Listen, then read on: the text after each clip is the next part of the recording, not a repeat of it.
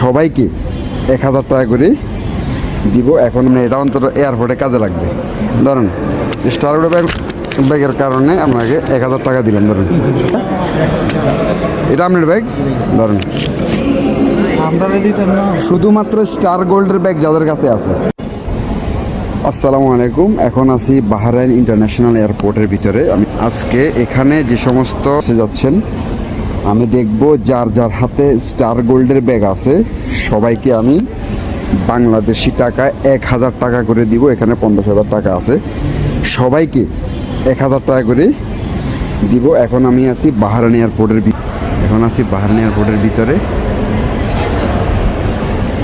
তো এখানে কথা হলো স্টার গোল্ডের ব্যাগ আমার থেকে নিতে হবে এমন কোনো কথা নেই, এমআর ইলেকট্রনিক্স থেকে নিছেন এমন কোনো কথা নেই। যেখান থেকে নিছেন, যার থেকে নিছেন, আমি এয়ারপোর্টের ভিতরে স্টার গোল্ডের ব্যাগ পাবো, তাকে একটা 1000 টাকার নোট দিব।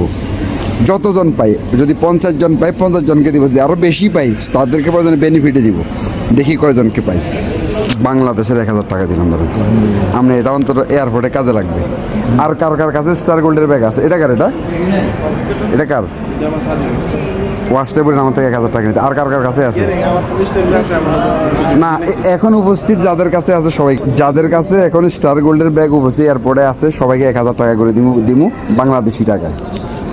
সবাইকে 1000 টাকা করে দিমু আছে আর কি। আচ্ছা আমি দেখি, বুঝি না ব্যাগ কিনে গিয়েছে, ব্যাগ কিনে লাভ হয়েছে না। হ্যাঁ দেখি আর কার কার কাছে স্টার গোল্ডের।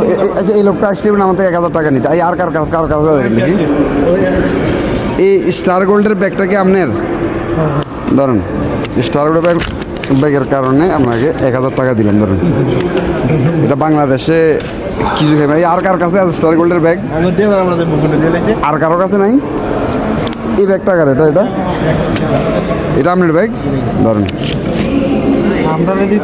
শুধুমাত্র স্টার গোল্ডের ব্যাগ যাদের কাছে আছে, শুধু স্টার গোল্ড। আমি দেখি আর কার কাছে আছে।